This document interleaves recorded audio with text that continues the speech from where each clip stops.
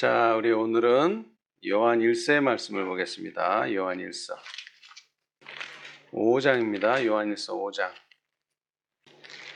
예수께서 그리스도이심을 믿는 자마다 하나님께로서 난 자니 또한 내신 이를 사랑하는 자마다 그에게 난 자를 사랑하느니라.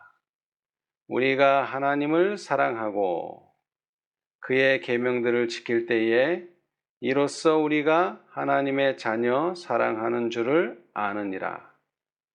하나님을 사랑하는 것은 이것이니 우리가 그의 계명들을 지키는 것이라. 그의 계명들은 무거운 것이 아니로다. 대저 하나님께로서 난 자마다 세상을 이기느니라. 세상을 이긴 이김은 이것이니 우리의 믿음이니라.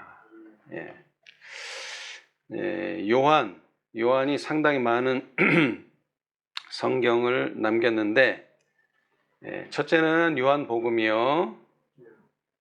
그 다음에는 이제 우리가 지금 읽고 있는 이 요한 1서, 2서, 3서, 그 다음에 마지막으로 요한계시록을 요한이 썼어요. 무려 5권이나.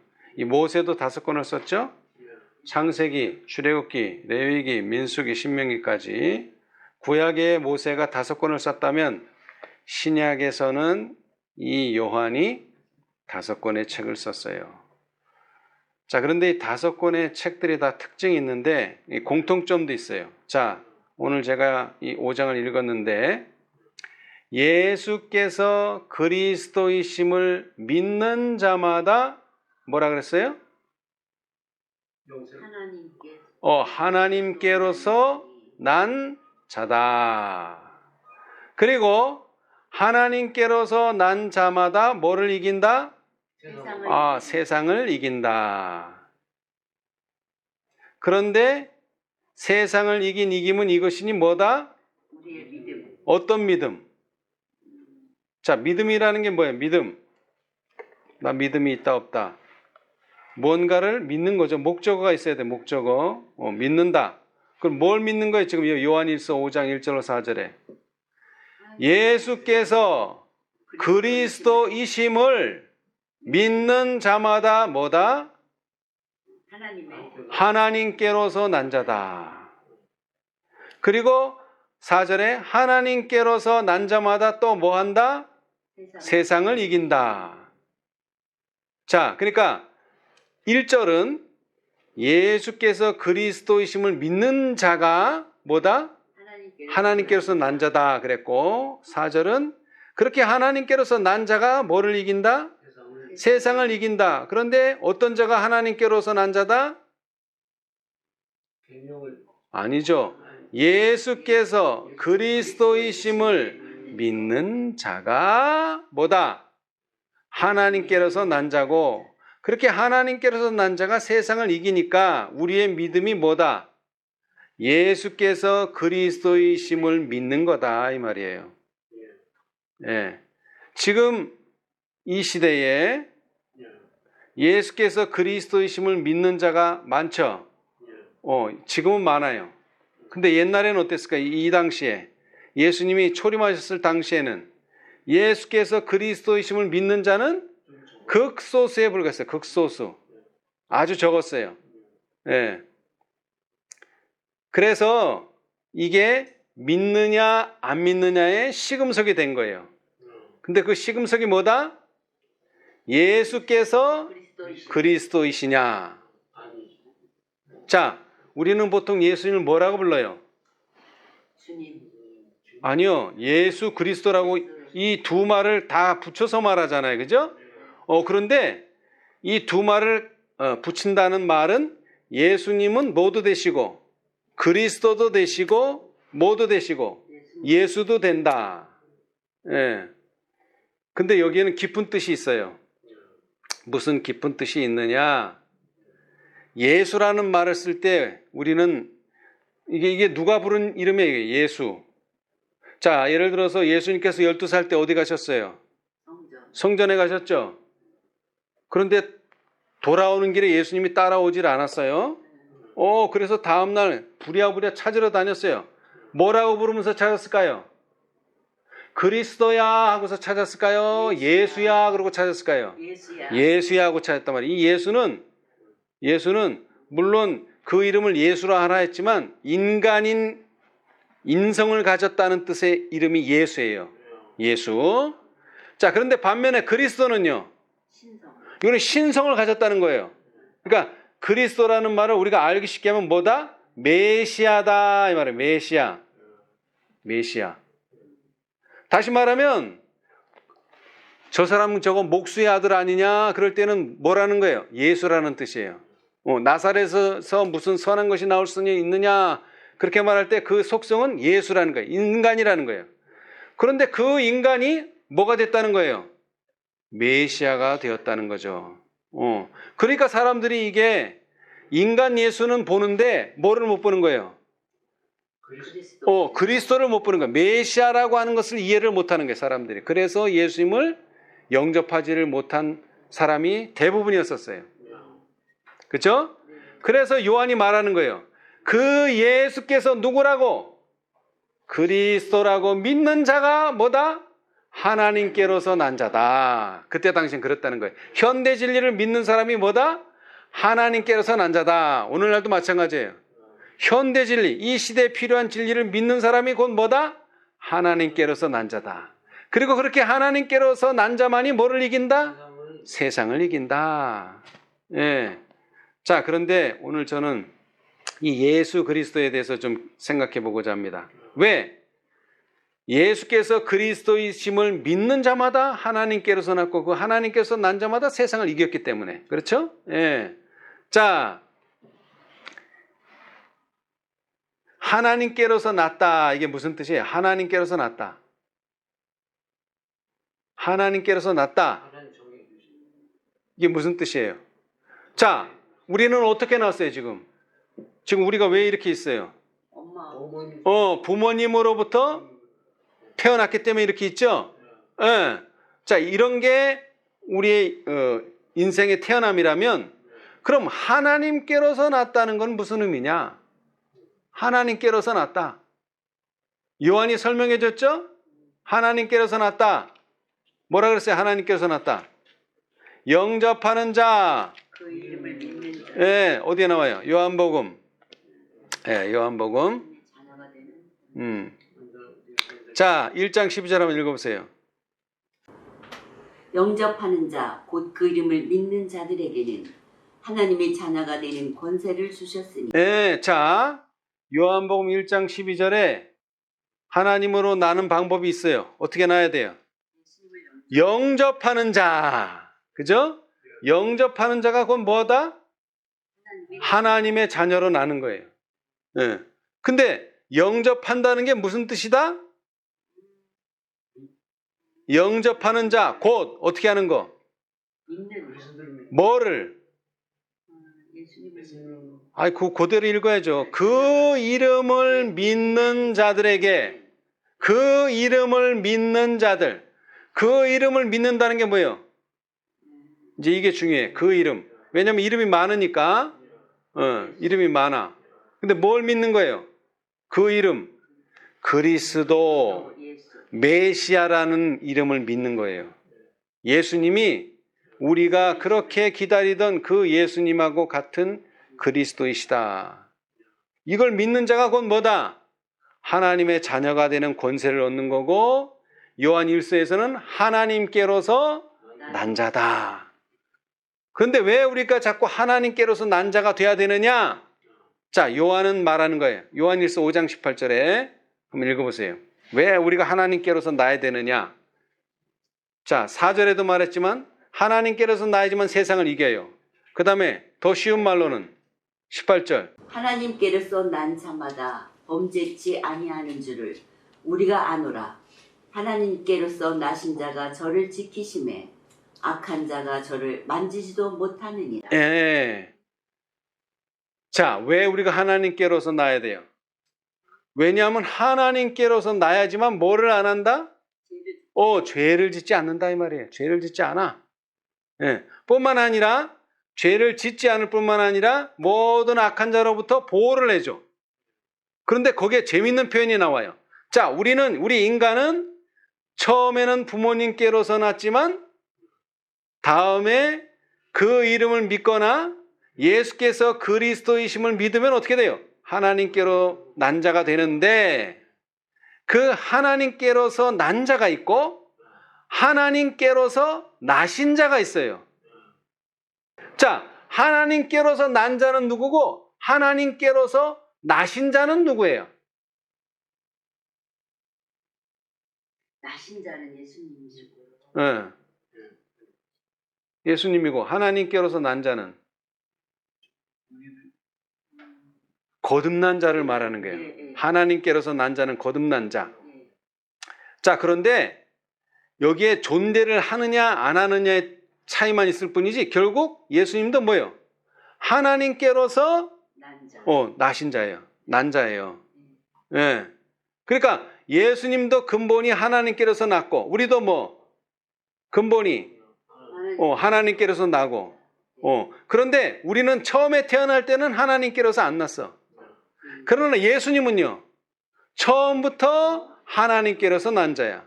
그래서 뭐라 그래요? 독생자라고 말하죠. 독생자. 네, 독생자. 그런데 이것은 인간이 말하는 아들하고는 다른 개념이에요. 인간이 말하는 아들은 아니에요. 왜냐하면 삼위 일체니까. 어떻게 아들과 아버지가 하나가 돼요? 그런 거는 성립이 안 되죠. 근데 관계가 그렇다는 거예요. 관계가. 근데 왜 이런 관계가 설정됐느냐? 인간이 하나님께로서 난 자가 되기 위해서 예수님도 하나님께로부터 나신 자가 된 거예요. 우리하고 똑같은 길을 걷기 위해서. 이게 성육신의 아주 근본적인 진리인데 이게 매우 중요해요. 왜 중요하냐? 예수님이 우리와 다르면 예수님은 우리를 도와줄 수가 없어요. 그렇기 때문에 이게 중요한 거예요. 아시겠죠? 자, 그 다음에 죄를 안 짓는 게 또 왜 중요하냐? 요한 1서 3장 8절. 죄를 짓는 자는 마귀에게 속하나니 마귀는 처음부터 범죄함이니라. 하나님의 아들이 나타나신 것은 마귀의 일을 멸하러 하심이니라. 아멘. 자, 여기 예수님이 하시는 일이 딱 주어졌어요. 뭐예요? 하나님의 아들이 나타내신 게 뭐예요? 마귀를 멸하는 거예요. 마귀를 멸하는 거. 근데 마귀가 무슨 일을 하죠?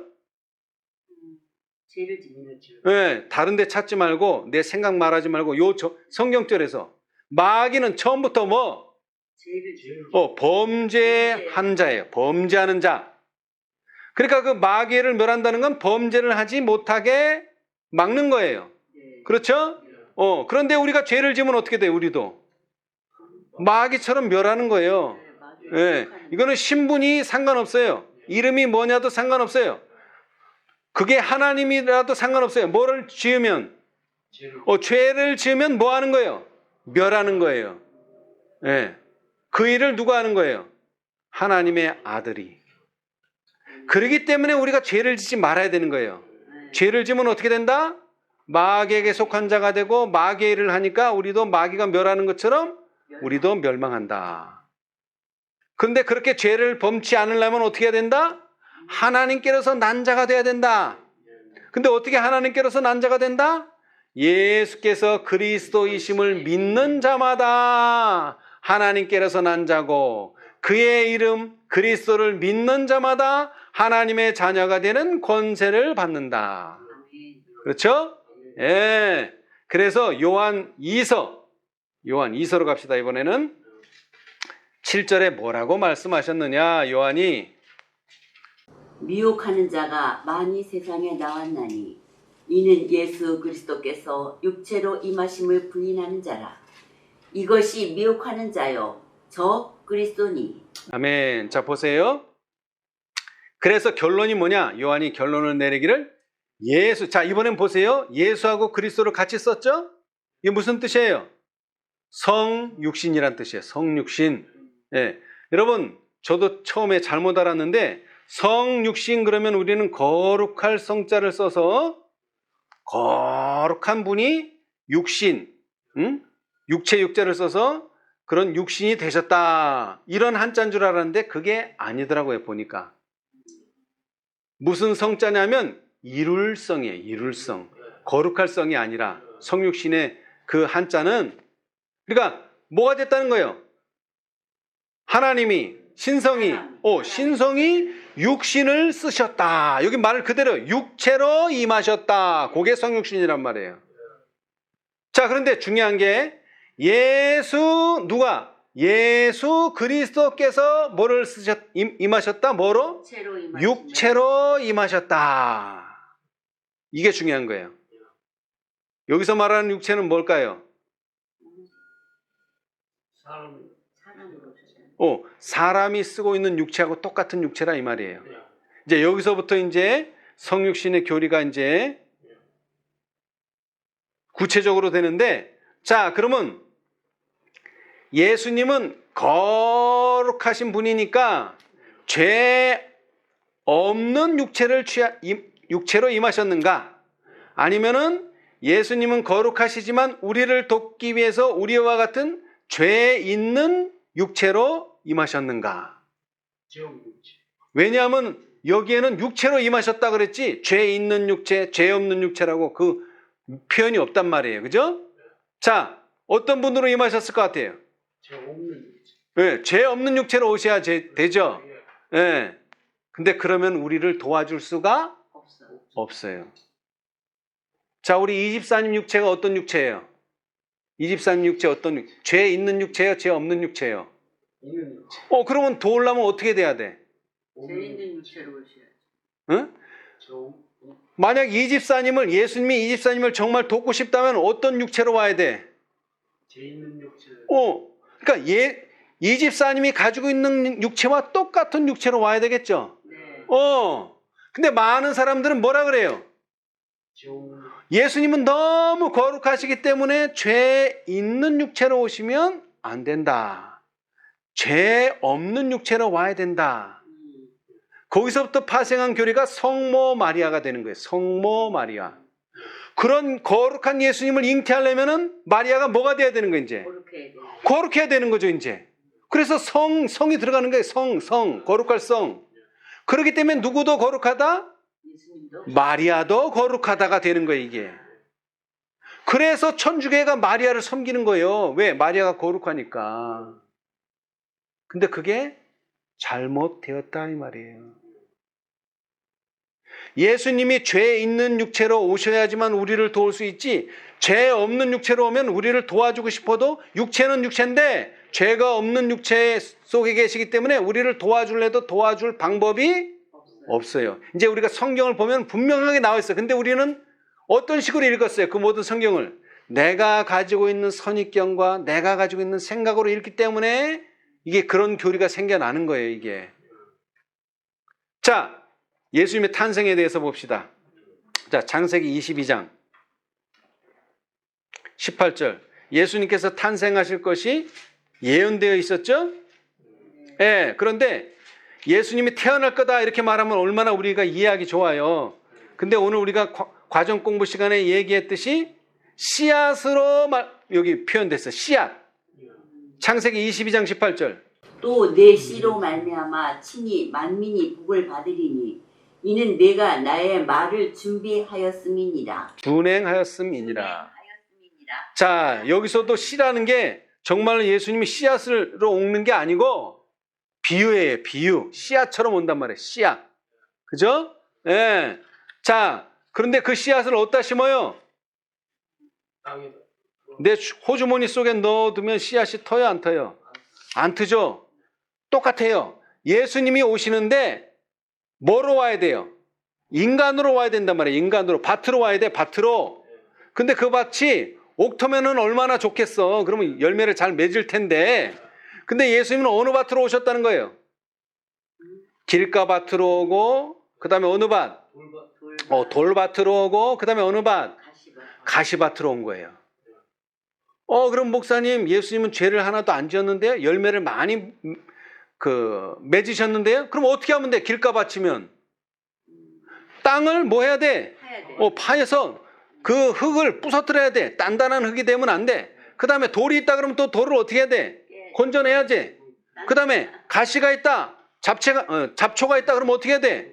뽑아내야지. 그 일을 예수님이 하셨다니까. 밭은 길가 밭이고 밭은 돌밭이고 밭은 가시떨기 밭으로 오셨는데 왜 예수님은 열매를 잘 맺고 왜 우리는 열매를 가끔 맺고 가끔은 안 맺느냐 이 말이에요.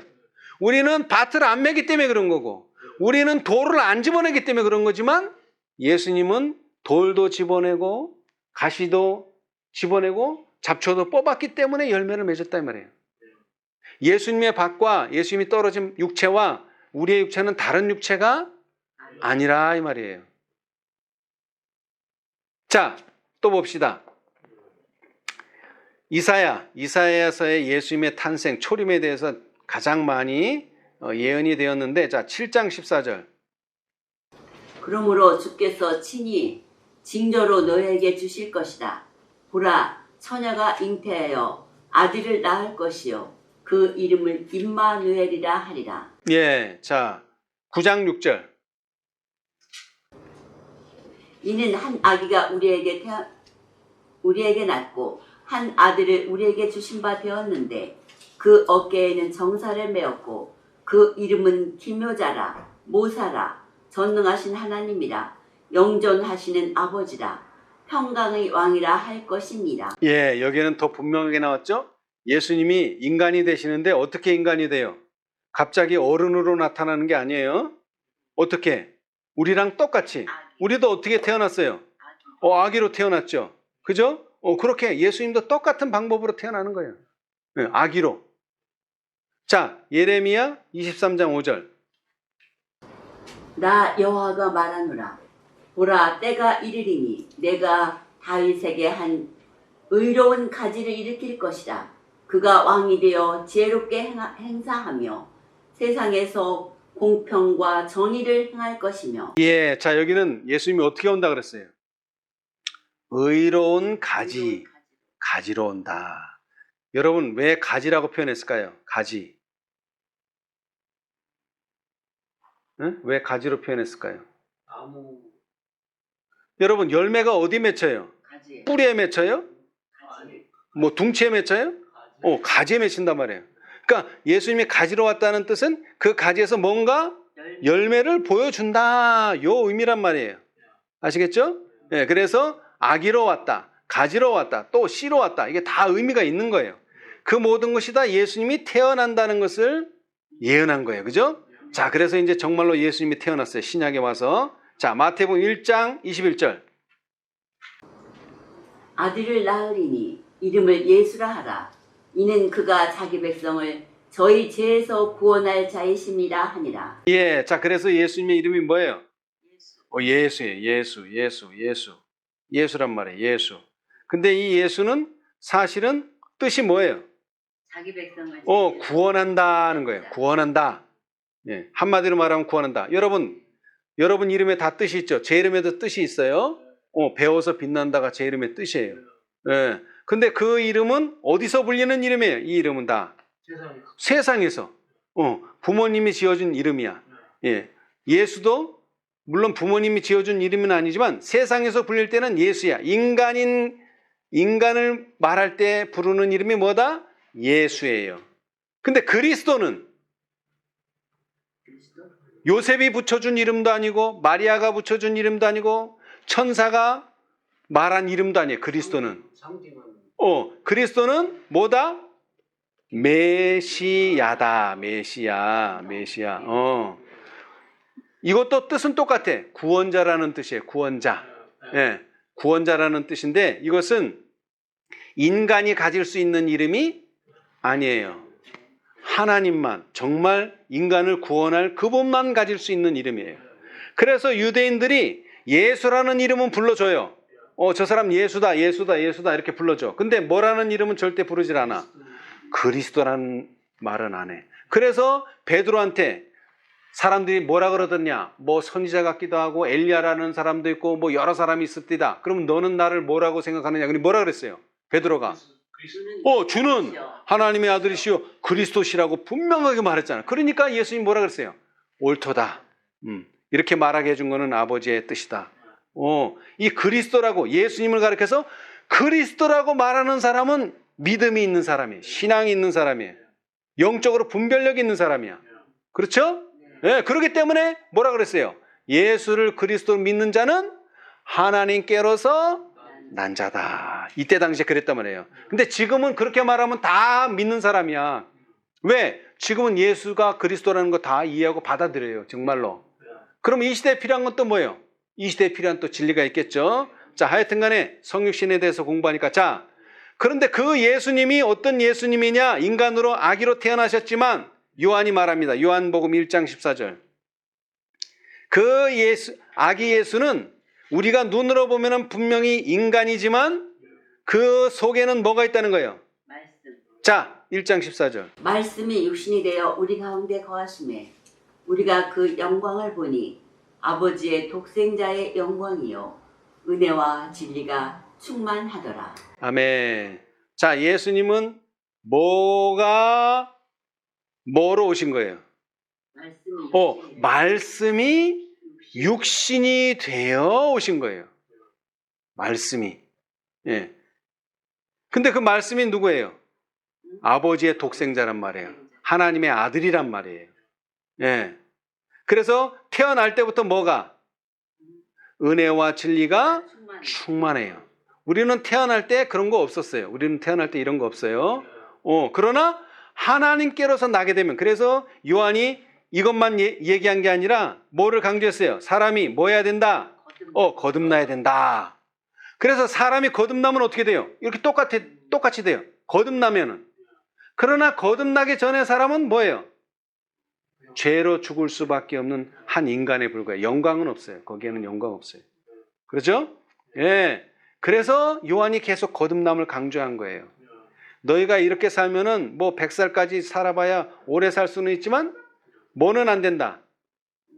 하나님의 자녀는 될 수 없다. 하나님의 자녀가 되지 않으면 세상을 이길 수 없고 죄를 범할 수밖에 없고 죄를 범하면 결국 죽을 수밖에 없다.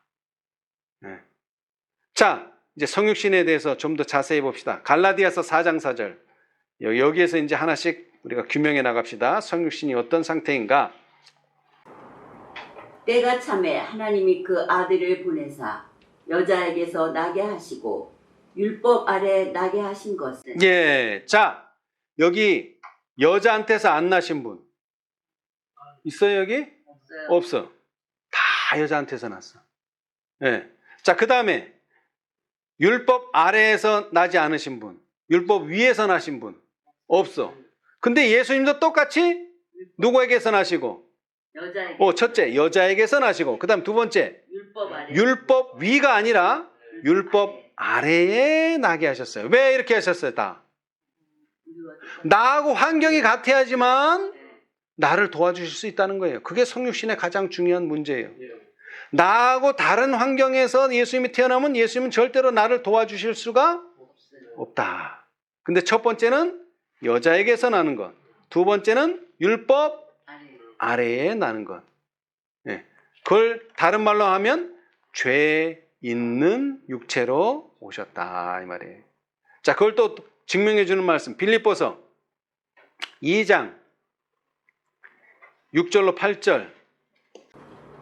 그는 근본 하나님의 본체시나 하나님과 동등됨을 취할 것으로 여기지 아니하시고 오히려 자기를 비워 종의 형체를 가져 사람들과 같이 되었고 사람의 모양으로 나타나셨음에 자기를 낮추시고 죽기까지 복종하셨으니 곧 십자가에 죽으심이라. 자, 여기에 성육신이 잘 묘사되어 있어요. 성육신은 한마디로 뭐라고요? 신성 속에 뭐가 있다? 인성이 있다. 그러니까 원래는 이게 성격이 본성이 하나밖에 없어요. 본래는. 자, 우리는 무슨 본성이 있어요?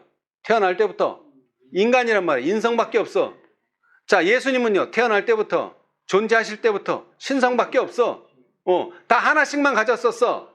그런데 누가 예수님이 두 가지의 속성을 갖는 것을 보여준 거예요. 두 가지의 속성. 그 두 가지는 뭐예요? 하나는 신성, 하나는 인성. 근데 예수님의 원래의 성격은 뭐예요? 신성이야, 신성. 예수님의 원래의 성격은 그걸 말하는 거예요. 그는 근본적으로 처음부터 뭐밖에 없다. 하나님의 본체, 하나님의 속성밖에 없다. 근데 인간이 되려니까 어떻게 돼요? 이 속성이 바뀌는 게 아니라 이 속성을 비워야 돼. 여기 있잖아요. 자기를 비워. 자기가 문을 열어줘야 돼. 그러니까 누군가를 받아들이려면 문을 안 열고서 들어와 하면 들어올 수 없잖아요. 마찬가지로 지금 신성으로 가득 찼는데 이 신성을 비켜주지 않으면 뭐가 들어올 수 없어? 인성이 들어올 수 없는 거야. 그래서 이제 자기를 비인 거야. 그래서 뭘 받아들인 거예요? 인성을 받아들인 거야. 자, 그런데 우리가 거듭날 때는 어떻게 되는 거예요? 반대야, 반대. 우리는 원래 태어날 때부터 신성이라고는 없어. 거룩함도 없고 아무것도 없어. 죄인이고 육신이야. 인성밖에 없어. 근데 뭐를 받아들이려면 신성을 받아들이려면 우리도 또 뭐를 해야 돼? 자기를 비워야 되는 거야. 그게 이제 죽는 거예요. 자기가 죽는 거예요. 성경은 그렇게 말하는 거예요. 왜? 그걸 비워야지만 들어올 수 있단 말이에요. 신성이. 그거 안 비우면 들어올 수가 없는 거예요. 그래서 내 모든 것을 다 바쳐라. 그게 거기서 나오는 거예요. 그래야지만 신성이 들어올 수 있으니까 자리를 비워줘야지. 문을 열어줘야지. 라오디게아 교회에 나오는 것도 마찬가지야. 내가 문을 열면 그것도 마찬가지예요. 우리가 자리를 내줘야 된단 말이야. 예수님한테. 자리를 내주지 않는 이상 예수님도 들어올 수가 없는 거예요. 문을 열지 않으면 들어올 수가 없는 거예요. 자, 그래서 예수님은 이미 그렇게 하셔서 뭐가 되셨다? 네, 성육신 되셨다. 자, 이제 디모데전서 3장 16절. 크도다 경건의 비밀이요 그렇지 않다 하느니 없도다.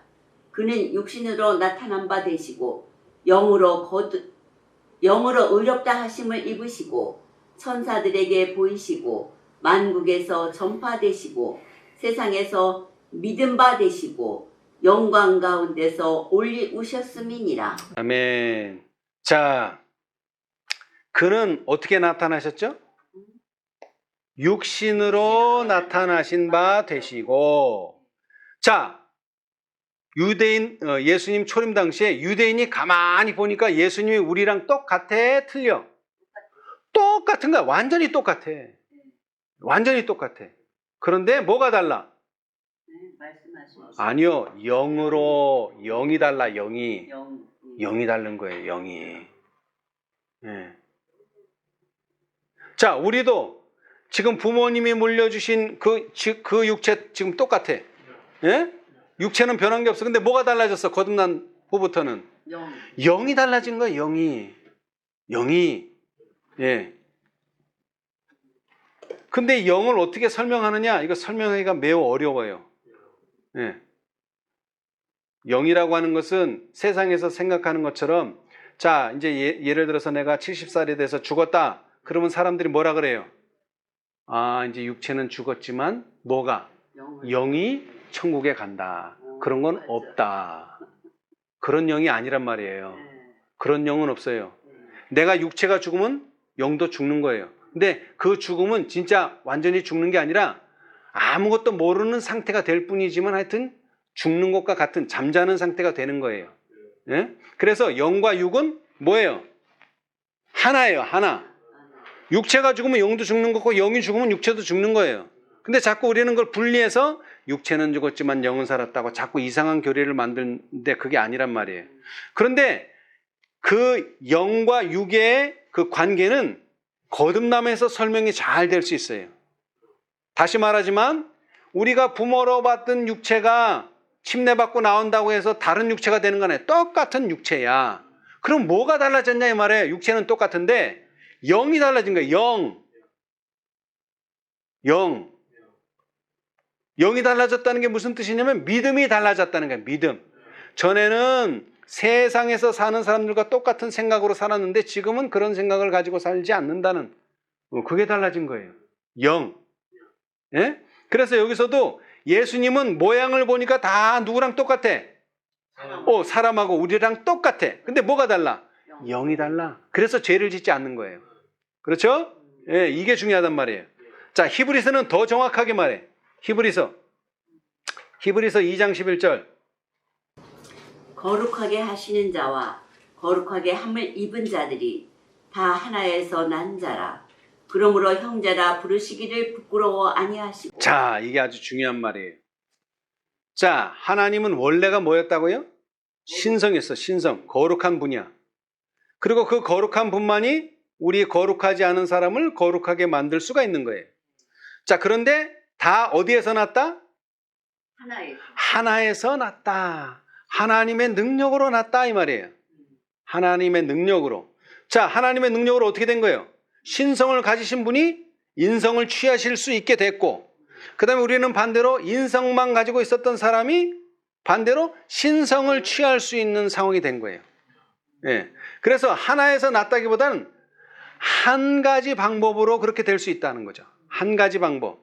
예수님은 인성을 취하심으로 우리는 우리에게 없는 신성을 취함으로 그렇게 되었다 이 말이에요. 그래서 우리가 다 뭐다? 하나. 형제다. 형제. 예. 자, 우리 세상에서 말하는 형제가 무슨 뜻이에요? 한 부모. 한 부모죠. 한 부모. 그러니까 여기는 한 부모라기보다는 한 가지의 능력으로 그렇게 된 거예요. 하나님의 능력으로. 예수님도 우리 같이 되고 우리도 누구처럼? 예수님처럼 된다. 이게 놀라운 진리란 말이에요.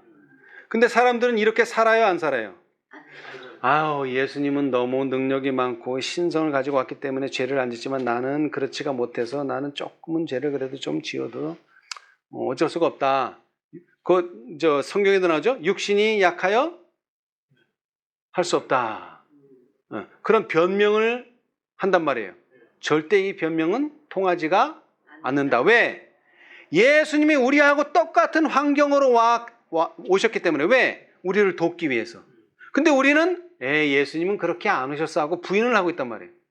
그래서 그런 사람들이 그리스도인이 아니라 이 말이에요. 그래서 미혹하는 사람이고 그런 사람들은 적그리스도다. 교회 다녀도 그런 사람은 적그리스도다. 그럼 누가 그리스도인이에요?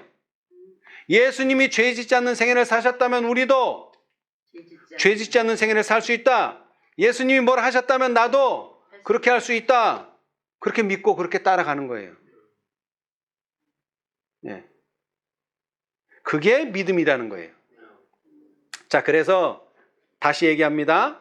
요한이서 1장 7절에 예수 그리스도께서 육체, 어떤 육체? 우리하고 똑같은 육체로 임하심을 부인하는 자는 뭐다?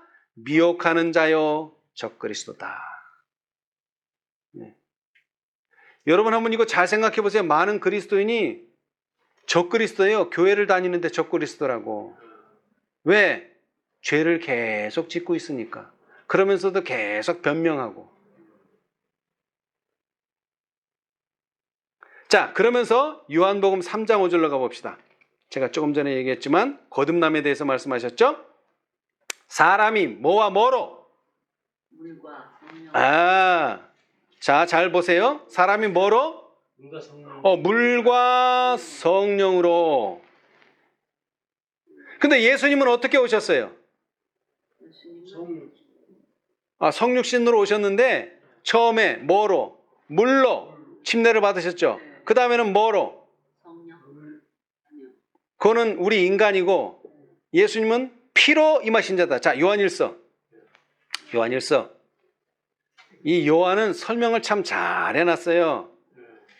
자, 사람은 어떻게 거듭나야 된다? 물과 성령으로. 근데 예수님은 어떻게 보여주셨다? 물과 성령이 아니고 피로 임하신 자다. 자, 요한일서 5장 5절로 6절. 예수께서 하나님의 아들이심을 믿는 자가 아니면 세상을 이기는 자가 누구뇨? 이는 물과 피로 임하신 자니 곧 예수 그리스도시라. 물로만 아니요 물과 피로 임하셨고. 아멘. 자, 이 말씀은 참 의미가 있는 말이에요. 자, 예수님께서 공생에, 다시 말하면 사람들에게 봉사하는 일을 뭘로 시작하셨어요? 그 시작이 뭐예요? 기름 부음을 받는 날로부터 시작하는 거예요. 여태까지는 집에서 조용히 사시다가 뭐 하는 날로부터? 기름 부음, 침례를 받는 날로부터 예수님의 부모, 그러니까 마리아하고는 전혀 상관없이 공생애를 사신 거예요. 봉사하는 생애를 완전히 사는, 스님처럼 된 거예요. 스님. 출가를 했단 말이에요. 출가. 예. 자, 그러면서 어떻게 끝나요, 예수님이? 십자가에서 끝나잖아요. 근데 십자가에서 어떻게 끝나? 물과 피. 옆구리를 찔렀는데 뭐가 나왔어요, 그때? 물과 피. 이 물과 피라는 것은 그냥 물하고 피다가 아니라 그 상황을 재현해 주는 거야. 그 자리에 누가 있었어요? 요한이 있었어요. 베드로도 없고 아무도 없어. 누구만? 요한만 있었어. 요한한테 뭐라 그러셨어요, 예수님께서? 내 어머니다. 앞으로 나의 어머니를 좀 잘 모셔라. 그러면서 마지막에 뭐를 봤어요? 물과 피가 흐르는 걸 본 거예요. 그러니까 예수님의 공생애를 쫙 가리키는 거예요. 물과 피로 임하셨다는 것은 끝이 중요해. 자, 물하고 피가 아니고 물과 피야. 무슨 얘기인지 아시겠어요? 여기 물과 피로 임하셨다 그랬는데 물이 2번 나와야 돼. 처음에 물, 침례로 예수님이 기름 부음을 받았죠. 그 다음에 마지막에는 옆구리에서 뭐가 나왔어? 물과 피가 나온 거예요. 그러면서 예수님의 공생애가 끝을 맺는 거예요. 이게 다 끝을 맺는 거예요. 근데 인간은 어떻게 해야 돼? 인간은 처음에 거듭남은 물로서 침례를 받죠. 자, 그 다음에 마지막에는 우리는 죽는 건 아니야. 죽는 건 아니고 성령으로 역사하는 거예요. 그게 늦은 배예요. 그것을 이루어지는 것을 요한은 예수님을 통해서 봤어. 그죠? 예, 물과 피로 임하시는 예수님을 통해서 봤어. 근데 요한이 계시록을 기록하면서 이제 누가 나타나는 거야, 이제? 아니, 예수님의 제자들이 나타나는 거야. 물론 예수님의 12제자가 있지만 사실 12제자가 예수님의 그 사업을 다 이뤘어요? 못 이뤘어요? 못 이뤘지. 그 대신 시작은 했어. 그게 이른비야. 시작, 이른비. 근데 이게 뭘로 끝나 이제? 늦은 비로 끝나. 근데 그때 나타나는 사람이 누구야? 14만 4천이. 그래서 그 사람들은 성령으로 이제 충만해지고 성령으로 끝을 딱 맺는 거야. 그 말씀이 바로 요한복음 3장 5절에 나와 있는 거예요. 거듭난 자가 물로 시작하지만 뭘로 끝난다? 성령의 놀라운 역사로 끝을 맺는다. 근데 그것을 이미 누가 보여주셨다? 예수님이. 왜? 물과 피로 보여주셨다. 예. 예수님이 뭐로 시작하시고 공생애를? 침례로 물로 시작하시고 어떻게 끝내시고 십자가에 달리시면서 옆구리에서 물과 피를 쏟으시면서 보여주시고 그 똑같은 일을 거듭난 사람들이 앞으로 하게 될 것이다. 예. 자, 그래서 증언의 말씀에는 이 인성과 신성의 연합을 정말로 잘 묘사해 주셨어요. 근데 이거 시간 관계상 다 읽어 드릴 수는 없고, 자, 중요한 것만 제가 읽어 드릴게요. 자, 이거 이제 복음 성경에 나오니까 한번 봅시다. 자, 마가복음 16장 6절 주석부터 봅시다. 마가복음 주석. 마가복음 16장 6절 주석. 신성은 죽지 않았음. 자, 제가 읽어볼게요. 마리아의 아들이라는 인성이 하나님의 아들이라는 신성으로 바뀌었는가? 바뀌었어요? 네. 어허. 바뀐 게 아니지, 바뀐 게. 네. 바뀐 게 아니고 뭐예요? 마리아 아들이라는. 자, 안 바뀌었어. 예수님이 어떻게 태어났어요? 여자애들. 인성으로 태어났어요? 신성으로 태어났어요? 아니지. 예수님이 인성도 가지고 있지만 뭐도? 신성도 가지고 있잖아요. 그러니까 마리아의 아들이라는 인성, 마리아라는 사람한테서 났잖아. 그럼 누가 나는 거야? 사람한테서 누가 나? 사람이 나지. 사람한테서 하나님이 나지는 않잖아요. 그러니까 인성이야. 그런데 그 인성이 자라나면서 그리스도가 됐냐 이 말이에요. 태어날 땐 예수였는데 자라나서 그리스도가 됐냐고. 아니요. 태어날 때부터 예수님은 뭐다? 예수 그리스도란 말이에요. 뭐도 가지고? 인성도 가지고 또 뭐도 가지고? 신성도 두 개를 다 가지고 있었단 말이에요. 태어날 때부터. 바뀐 게 아니야. 그걸 물어보는 거예요. 마리아의 아들이라는 인성이 하나님의 아들이라는 신성으로 바뀌었는가? 바뀐 게 아니야. 처음서부터 두 개를 다 가지고 있었단 말이에요. 아니다. 신성과 인성이 한 개체, 곧 인간 예수 그리스도 안에 신비스럽게도 잘 조화 융합되어 있었다. 이게 딱 맞는 말 아니에요. 바뀐 게 아니야. 처음부터 예수님은 하나님이고 예수님은 인간이었단 말이에요. 그분 안에 신성의 모든 충만이 육체로 거하셨어요. 그리스도께서 십자가에 달리셔서 죽으셨을 때 죽으신 것은 뭐예요? 그의 인성이었다. 그러니까 마귀는 아무리 예수님한테 해봐야 뭐밖에 안 되는 거예요. 응? 발꿈치밖에 상하게 못하는 거야. 발꿈치. 예, 인성밖에는 해를 못 줘. 신성은 절대로 해를 끼칠래야 끼칠 수가 없어. 그리스도께서 십자가에 달리셔서 죽으셨을 때 죽으신 것은 그의 인성이었다. 신성이 함몰되거나 죽지 않았다. 그것은 뭐한 일이었다? 불가능한 일이었다. 그렇게 안 되려고 하나님께서 애를 쓴 게 아니고 네, 불가능한, 그거는 할 수 없는 일이에요. 왜? 사단도 뭐기 때문에? 피조물이기 때문에 하나님의 신성은 함부로 할 수가 없단 말이에요. 그게 사단의 능력이란 말이에요. 아시겠죠? 예. 자, 다시 말하면 예수님 속에 뭐가 있었다? 두 가지가 다 있었단 말이에요. 신성도 있었지만 뭐도? 인성도 있었다. 근데 그 인성이 죄 있는 인성이었다. 죄 없는 인성이 아니고, 왜? 죄 있는 인성이라 해야지만 나를 도와주실 수가 있다. 이번에는 그럼 요한복음 1장 14절 주소. 완전 무죄이셨던 그리스도의 인성. 그리스도가 예. 타락한 상태 가운데 있는 인간의 본성을 입으셨을 때 그는 죄에 조금도 참여하지 않으셨다. 그도 인간을 두르고 있는 연약에 쌓여 있었다. 이는 선지자 이사야로 하신 말씀에 우리 연약한 것을 친히 담당하시고 병을 짊어지셨도다 함을 이루려 하심이었다. 자, 이거 보겠어요. 자, 이 소제목을 좀 오해하기 쉽게 했어요. 자, 완전 무죄이셨던 그리스도의 인성, 그러면 우리는 어떻게 생각해요, 이거를? 아, 예수님은 죄 없는 인성을 쓰셨구나. 이렇게 생각하기 쉽죠? 이건 그렇게 해석하면 안 되고, 죄 있는 인성을 취하셨지만 그분한테는 뭐가 없었다? 죄가 없었다. 이렇게 해석해야 돼요. 이 소제목이 조금 오해의 소지는 있어요. 자, 그걸 알 수 있는 게 벌써 첫 문장이 뭐라 했어요? 그리스도가 어떤 상태? 타락한 상태 가운데 있는 인간의 본성을 취하셨는데 어떻게 죄 있는 인성이지 죄 없는 인성이 돼요? 왜? 타락한 상태니까. 그죠? 거기다가 더 나아가서 시대 소망에는 뭐라 했어요? 타락도 1년 된 게 아니고 4,000년 된 인성을 쓰였으니까 이거 타락이 이로 말할 수 없이 타락한 상태죠, 이거는. 그죠? 네. 자, 다시 얘기합니다. 그리스도가 아담이 타락하기 전 상태로 인간을 입으셨다? 아니고 그리스도가 타락한 상태 가운데 있는 인간의 본성을 입으셨을 때 본성은 그렇게 입으셨지만 그는 죄에 조금도 참여하지 않으셨다. 그래서 무죄했다는 얘기예요. 자, 그는 인간을 두르고 있는 연약에 쌓여 있었다. 이는 선지자 이사야로 하신 말씀에 뭐라 그랬어요? 이사야가 우리 연약한 것 아닙니다.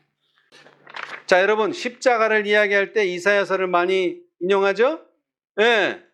자, 뭐라고 얘기해요? 3절 이사야 53장 3절 그는 멸시를 받아서 사람에게 실어버린 바 되었으며 강고를 많이 겪었으며 질고를 아는 자라 마치 사람들에게 얼굴을 가리우고 보지 않음을 받은 자 같아서 멸시를 당하였고 우리도 그를 귀히 여기지 아니하였도다. 그는 실로 우리의 질고를 지고 우리의 슬픔을 당하였거늘 우리는 생각하기를 그는 징벌을 받아서 하나님에게 맞으며 고난을 당한다 하였노라. 그러면서 뭐라고 말해요?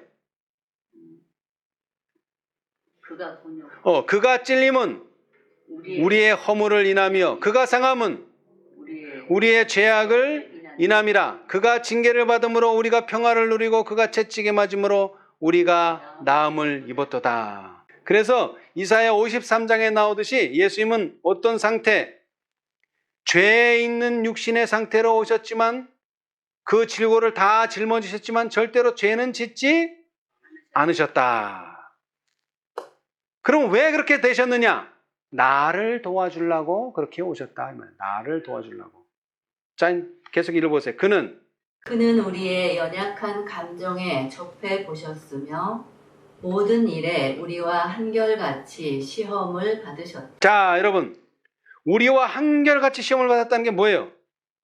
나는 받았는데 시험을 예수님은 안 받은 게 있어요? 없어요. 그러면 안 되지. 그러면 한결같은 게 아니지. 자, 반대로 예수님이 받으셨는 것을 우리가 안 받은 게 있어요? 없어.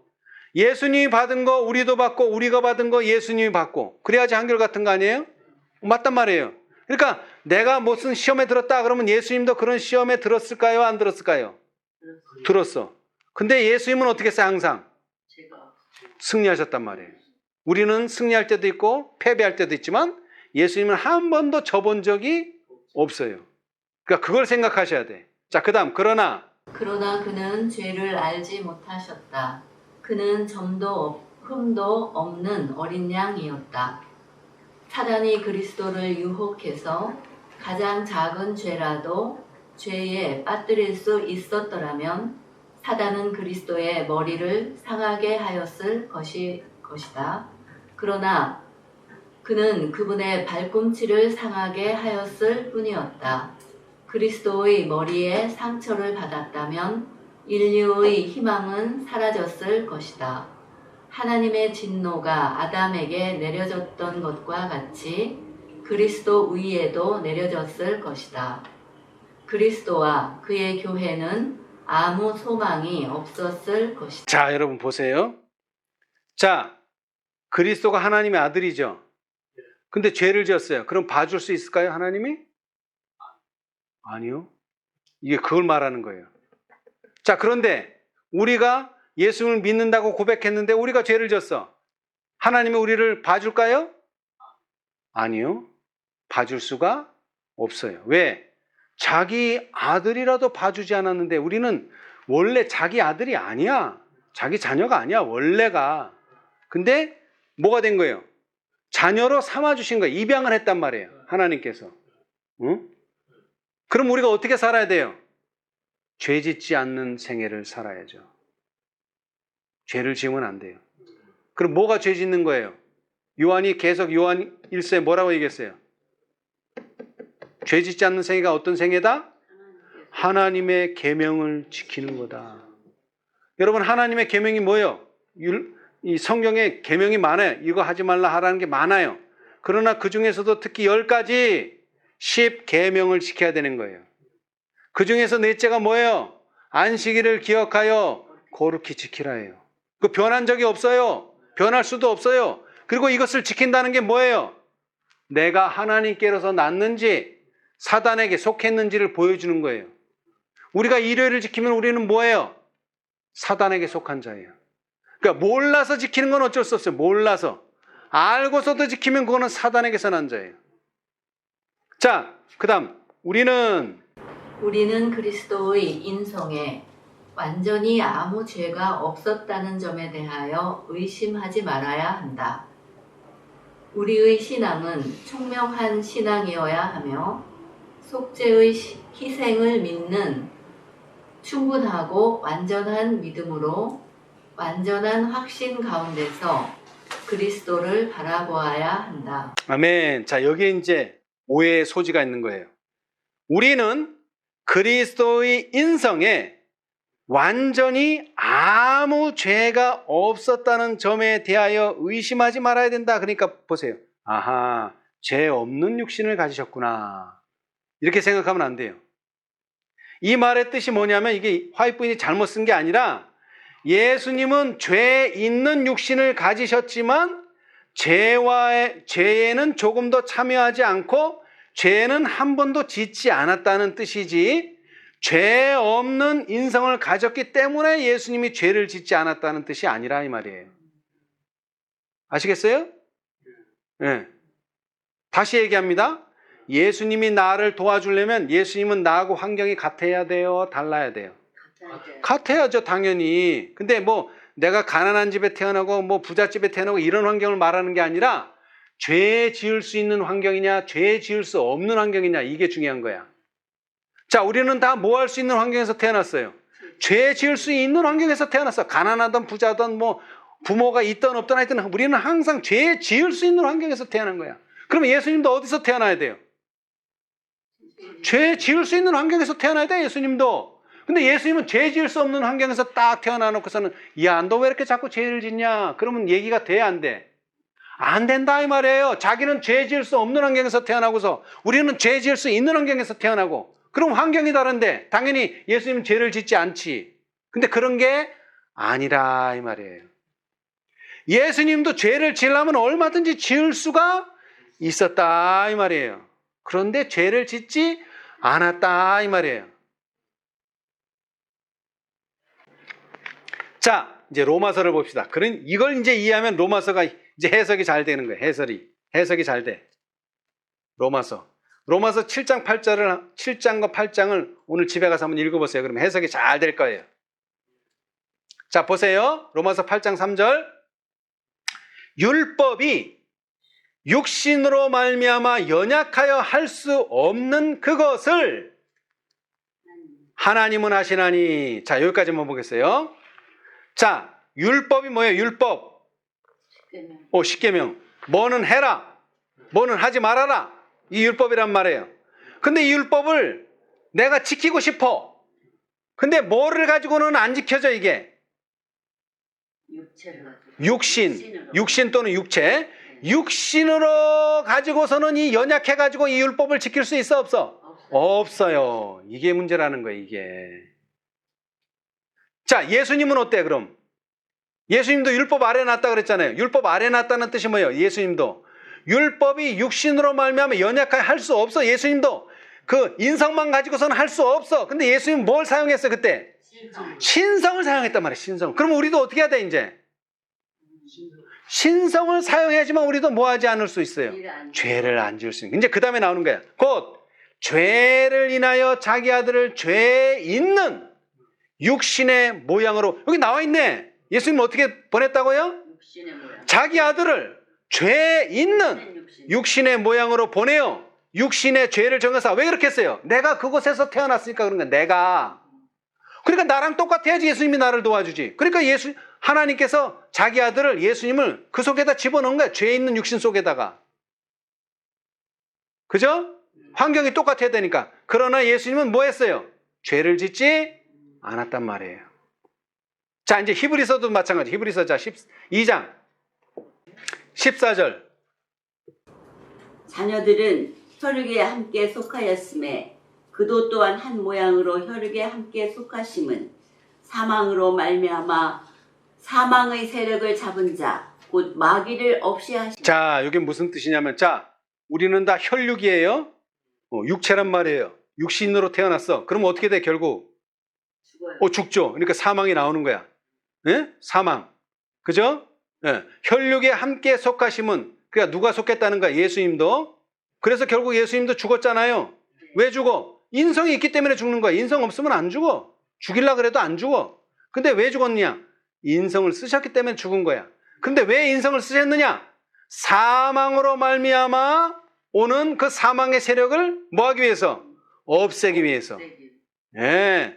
자, 15절. 그래서 또 죽기를 무서워함으로 일생에 매여 종노릇하는 모든 자들을 놓아주려 하심이니. 예. 자, 사람들이 뭐 하려고 그러면 뭐를 무서워해? 제일 죽는 거 제일 무서워하잖아. 그죠? 그래, 죽으면 끝나는 줄 알아. 사실은 죽으면 끝나는 거 아니에요. 다시 부활해. 악인도 부활해. 근데 그거를 못 받아들이니까 나 죽으면 안 되는데 하면서 자꾸 죄의 종노릇 한단 말이에요. 근데 예수님은 죽기를 무서워했어요, 안 했어요? 그러면 당연히 인성을 안 썼겠지. 왜? 인성을 쓰면 십자가에 죽는데. 안 썼겠지. 그런데 십자가에 죽을 것도 각오하고 그냥 인성을 쓴 거예요. 그래서 죽기를 무서움으로 일생에 매어 종노릇하는 사람들을 뭐 하려고? 놓아주려고. 그러니까 놓아준다는 말은 그 사람들을 도와주려고 인성을 쓰셨다. 16절. 이는 실로 천사들을 붙들어 주려 하심이 아니요 오직 아브라함의 자손을 붙들어 주려 하심이라. 자, 그런데 여기 중요한 말이 나왔어요. 누구를 도와준다? 붙들어준다? 아브라함의 자손을 붙들어준다. 아니, 도와주려면 아담의 후손 다 도와줘야지 왜 하필 아브라함의 자손을 붙들어줄까요? 믿음의 조상이니까. 여러분, 다시 말하지만 이 신성이 어디서부터 오는 거야? 이 신성이 어디서부터예요? 믿음에서 오는데 어떤 믿음? 예수님이 우리와 똑같은 인성을 취하셨다는 그걸 믿어야지만 이게 힘이 오는 거야. 그걸 안 믿으면 힘이 안 오는 거예요. 그러니까 누구서부터 시작되는 거야 이게? 아브라함의 자손부터 시작하는 거야. 믿음을 가져야 되는 거야. 믿음 없이는 안 된다 이 말이에요. 이 말은. 그러므로 저가 범사의 형제들과 같이 되심이 마땅하도다. 이는 하나님의 일에 자비하고 충성된 대제사장이 되어 백성의 죄를 구속하려 하심이라. 아멘. 그러니까 대제사장은 뭐를 경험해야 돼? 인성을 경험해야 되는 거예요. 인성을. 그래서 예수님은 성육신을 하신 다음에 뭐가 될 수 있는 거예요? 이제 대제사장이 될 수 있는 거예요. 자격이 인성을 취하지 않고 십자가에 돌아가시지 않으면 대제사장이 되고 싶어도 될 수가 없어요. 이게 중요한 거예요. 우리는 예수님은 능력이 많으니까 당연히 자기 하고 싶은 거 하겠지. 안 된다 이 말이에요. 대제사장이 우리를 도와주는 거야. 대속죄일 날 대제사장이. 근데 대제사장이 인간이 아니야. 안 된다는 거예요. 인간이라 해야 되는 거야. 아론의 후손만 그렇게 될 수 있는 거예요. 인간이라 해야 되는 거예요. 근데 그 인간이 되기 위해서 예수님이 죄 없는 육신으로 온 게 아니라 죄 있는 육신으로 왔다. 우리가 똑같이. 그래야지만 우리를 도와주실 수 있기 때문에. 자, 그래서 18절 다음 절. 자기가 시험을 받아 고난을 당하셨은즉 시험 받는 자들을 능히 도우시느니라. 아멘. 이래서 능히 도운다 이 말이에요. 나하고 똑같으니까. 자, 여러분 힘들고 어려울 때 누구를 생각하라? 예수 그리스도. 나하고 똑같은 환경에서 사셨다. 그러나 죄는 없으신 분이다. 이 믿음을 잃지 말아라. 자, 히브리서 4장. 그래서 또 대제사장을 강조합니다. 자, 히브리서 4장 15절.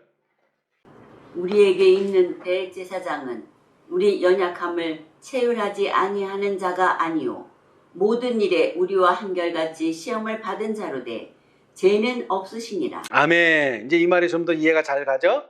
이게 이해가 잘 갈 수 있어요. 자, 이제 로마서로 갑시다. 로마서. 이제 이래서 예수님이 둘째 아담이 되는 거예요. 둘째 아담. 지난번에 배웠죠? 예수님이 딱 우리가 구원받은 사람들 다 있는 자리에서 누구를 만난다 그랬어요? 예수님이 첫째 아담을 딱 만나시는 장면이 묘사되어 있었잖아요. 이제 그걸 생각하면서 자, 로마서 5장 12절. 이러므로 한 사람으로 말미암아 죄가 세상에 들어오고, 이 한 사람이 누구예요? 죄를 들어오게 한 사람 아담이에요. 아담. 우리 할아버지 아담. 죄로 말미암아 사망이 왔고, 누구 때문에 사망이 왔어 이 세상에? 아담. 이와 같이 모든 사람이 죄를 지었으므로 사망이 모든 사람에게 뭐 했느니라? 이르렀느니라. 이거 받아들여야 돼. 나는 죄 안 졌는데요. 나는 선악과 안 따먹었는데요. 이게 안 된단 말이에요. 왜 안 돼? 왜 안 돼요? 나는 안 먹었지만 따먹은 사람의 죄의 속성이 계속 뭐를 타고? 유전자를 타고 나한테까지 왔단 말이에요. 지금 6,000년 가까이 되면서. 그렇죠? 네. 죄가 율법 있기 전에도 세상에 있었으나, 이게 무슨 말이냐면 여기서 말하는 율법은 십계명을 말하는 거예요.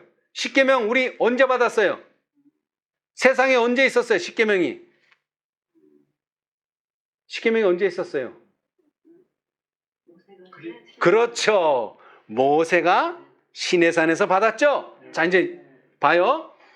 죄가 율법 있기 전, 그러니까 모세가 십계명 받기 전에도 죄가 있었어요, 없었어요? 당연히 있었지. 왜? 아담과 하와가 죄를 범했으니까. 그러니까 죄가 율법 있기 전에도, 그러니까 모세가 십계명 받기 전에도 세상에 있었으나, 율법이 없을 때는, 십계명 없을 때는 죄를 죄로 여기지 아니하느니라. 맞죠? 그러나 아담으로부터 모세까지 아담의 범죄와 같은 죄를 짓지 아니한 자들 위에도 사망이 왕노릇하였나니 아담은 오실자의 표상이라. 아시겠어요? 네. 자, 아담의 범죄와 같은 죄를 지었어요? 안 지었어요? 우리? 안 지었잖아. 우리 선악과 본 적도 없어, 선악과를. 그죠? 그런데 어떻게 됐어? 죄는 안 졌지만 아담과 똑같은 죄는 안 졌지만 사망이 지금 왕노릇하고 있는 건 맞잖아요. 지금 우리 죽어야 돼. 죽을 수밖에 없어. 그런데 이 아담은 오실 자의 뭐다? 표상이다. 또 하나의 아담이 나타날 거다 이 말이에요. 자, 첫째 아담은 우리를 뭐로 구렁텅이에 넣어버렸어. 우리를 사망의 구렁텅이에 우리를 집어넣었어. 첫째 아담은 나쁜 짓을 했단 말이에요, 우리한테. 근데 두 번째 아담은 반대로 이 구렁텅이에서 우리를 꺼내 주실 분인 거예요. 이제 두 번째 아담은. 그러나 이 은사는 그 범죄와 같지 아니하니 곧 한 사람의 범죄를 인하여 많은 사람이 죽었은즉 더욱 하나님의 은혜와 또는 한 사람 예수 그리스도의 은혜로 말미암은 선물이 많은 사람에게 넘쳤으리라. 또 이 선물은 범죄한 한 사람으로 말미암은 것 같지 아니하니 심판은 한 사람으로 인하여 정죄를 이르렀으나 은사는 많은 범죄를 인하여 의롭다 하심의 이름이니라. 한 사람의 범죄를 인하여 사망이 그 한 사람으로 말미암아 왕노릇하였은즉 더욱 은혜와 의의 선물을 넘치게 받는 자들이 한 분 예수 그리스도로 말미암아 생명 안에서 왕노릇하리로다. 이 말은 어렵지만 자 설명을 해드릴게. 자, 우리가 왜 죽게 됐어요? 나하고는 아무 상관이 없어. 누가? 우리 조상이 죄를 짓는 바람에 그 조상의 핏줄을 받은 우리가 어떻게 된 거야? 죽게 된 거야. 그런데 이 아담은 이 아담으로 끝나는 게 아니야. 이 아담은 또 하나의 아담을 상징하는 거야. 누구? 예수 그리스도. 자, 이 한 사람 때문에 내가 죽게 됐는데 이번에는 이 한 사람 때문에 내가 살게 된 거예요. 이게 이 사람이 준 죽음이 확실하듯이 이 예수님이 우리한테 주는 뭐도? 생명도 확실하다는 거. 그거 지금 계속 강조하고 있는 거예요. 지금. 자, 그런데 방법이 좀 달라. 이러니까 사람들이 헷갈리는 거야. 자, 아담의 우리는 어떻게 된 거야? 후손이 어떻게 된 거야? 자연스럽게 된 거지. 왜? 낳고 낳아서 자연스럽게. 내가 뭐 아담의 후손 되려고 애썼어요? 애 안 써도 돼. 그냥 낳아졌다는 자체가 그냥 유전을 받은 거야. 그런데 요번에 둘째 아담의 자손이 되려면 그냥 가만히 있으면 돼? 안 된다 이 말이에요. 가만히 있어서는 어떻게 해야 돼? 믿음이 있어야 된다는 거지. 여기는 믿음이 있어야 된다는 거지. 여기는.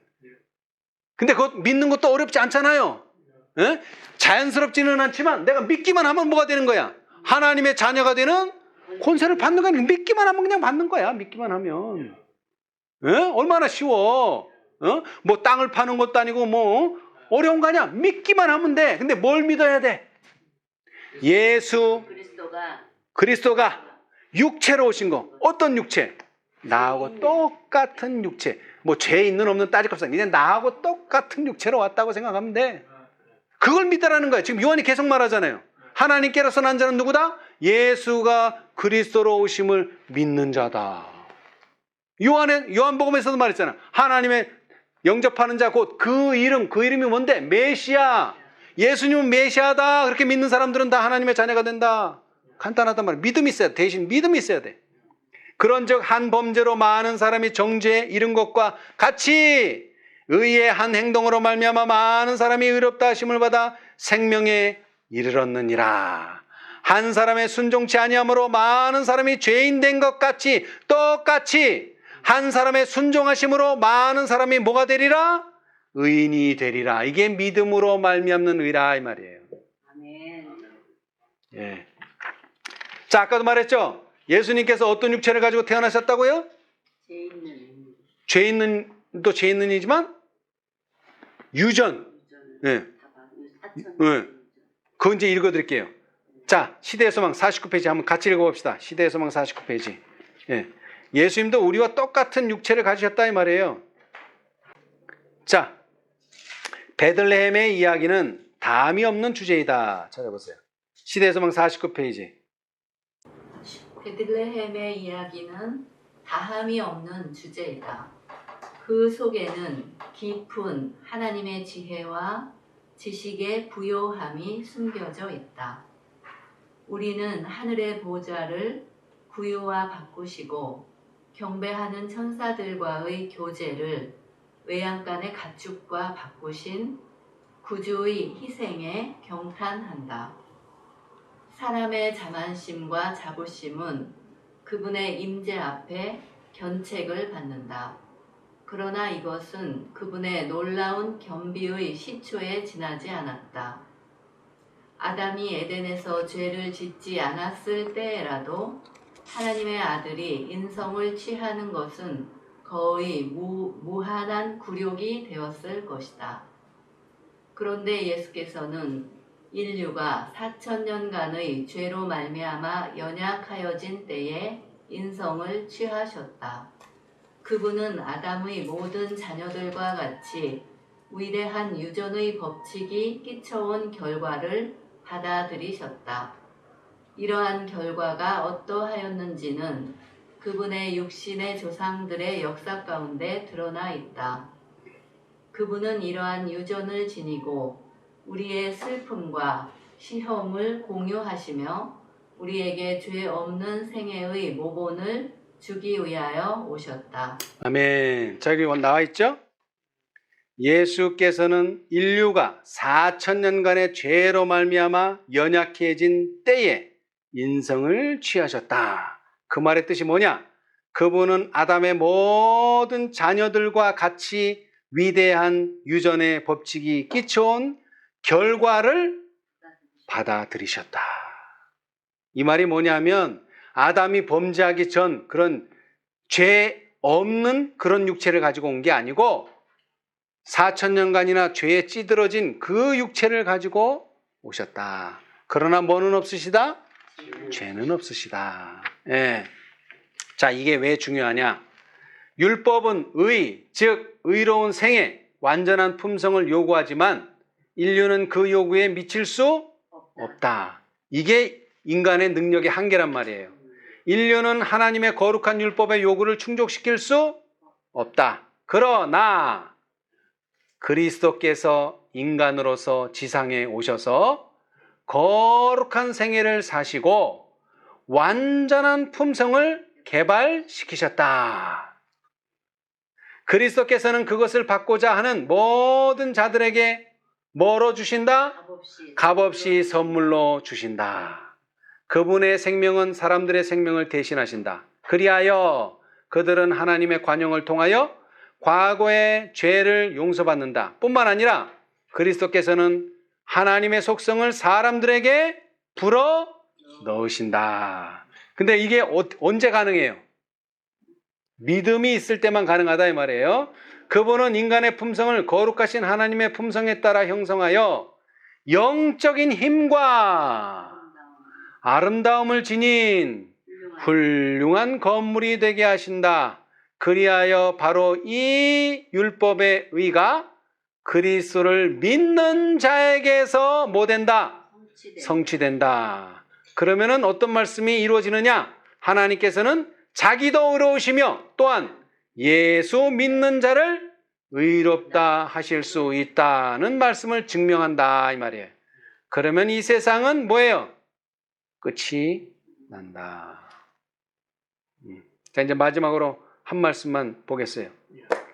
여러분, 접을 붙이는데 접 붙이는 거 아시죠? 시골 애들 사시니까. 자, 감나무에다 포도나무 접을 붙일 수 있어요? 없어요? 없어요. 왜 없어요? 종자가 달라요. 에? 자, 예수님의 종자, 우리의 종자 달라요, 같아요? 같아요? 사람 같아요. 자, 지금 접 붙임의 묘사를 해봅시다. 자, 우리는 지금 뭐가 없어? 신성이 없어, 우리는. 예수님은 뭐가 없어? 인성이 없어. 자, 그런데 이 인성과 신성을 접붙이려면 뭐가 있어야 돼? 공통점이 뭐가 있어야 될 거 아니야. 그렇죠? 자, 그래서 로마서에 보니까 돌감람나무와 참감람나무가 있어. 자, 이 돌감람나무는 뭐예요? 우리란 말이에요. 돌감람나무. 우리는 먹지도 못할 열매만 맺어. 열매를 맺긴 맺는데 이거 돌이야, 돌. 뭐 맛도 없고 뭐 작기도 작고. 근데 뭐랑 접붙이면? 참 감람나무랑 접붙이면 무슨 열매를 맺어 이제? 참 감람나무 열매를 맺는단 말이에요. 근데 접붙임을 하려면 뭐가 공통이라야 돼? 나도 감나무, 예수님도 감나무로 해야지 접이 붙을 거 아니에요. 예수님은 포도나무고 나는 감나무면 접이 돼, 안 돼? 안 되죠. 그죠? 내가 죄 있는 육신을 가졌으면 누구도 예수님도 죄 있는 육신을 가져야지만 이 접이 붙여진다 이 말이에요. 그래서 접붙임을 할 수가 있는 거예요. 무슨 뜻인지 아시겠죠? 그래서 예수님께서 요한복음 15장에 내 안에 거하라, 나도 너희 안에 거하리라. 가지가 포도나무에 붙어있지 아니하면 절로 가시를 맺을 수 없음 같이 너희도 내 안에 있지 아니하면 그러하리라. 나는 뭐요? 포도나무요. 너희는 뭐니? 가지니. 예수님이 이렇게 말해놓고 자기는 감람나무고 우리는 포도나무면 접이 돼, 안 돼? 안 되지. 예수님이 나는 포도나무요 할 때 무슨 인성을 쓰기로 벌써 다 돼 있는 거예요. 죄 있는 우리와 같은 인성을 쓰기로 다 돼 있는 거예요. 그래야지 접이 붙이고 그래야지 연결이 되고 그렇게 연결이 돼야지만 뭐를 맺는 거예요. 나를 통해서. 예수님의 열매가 맺어지는 거예요. 그래서 나는 포도나무요 너희는 가지니 저가 내 안에 내가 저 안에 있으면 이 사람은 과실을 많이 맺나니 나를 떠나서는 너희가 아무것도 할 수 없음이라. 사람이 내 안에 거하지 아니하면 가지처럼 밖에 버리고 말라지나니 사람들이 이것을 모아다가 불에 던져 사르느니라. 너희가 내 안에 거하고 내 말이 너희 안에 거하면 무엇이든지 원하는 대로 구하라. 그리하면 이루리라. 자, 이것은 실제적인 접붙임이고 실제적인 포도나무와 가지인데 예수님을 우리 속에 집어넣을 수 있어요, 없어요? 없잖아. 뭐 보지도 못하는 분은 어떻게 집어넣어? 근데 뭐를? 너희가 내 안에 거하고 내 뭐가? 내 말이. 내 말이 하나님의 말씀이 내 안에 거하면 무엇이든지 원하는 대로 구하라. 그리하면 이루리라. 자, 계속 말하지만 이 성육신의 중요한 것은 예수님이 우리와 똑같은 육체를 가지셨다는 것이고 그것을 오늘 우리가 사는 이 생에서 어떻게 재현할 수 있느냐? 예수님의 말씀이 내 안에 거하면 그렇게 된다는 겁니다. 우리 모두 예수님의 말씀을 모심으로 예수님처럼 훌륭한 열매들을 맺게 되시기를 바라면서 말씀 마치겠습니다.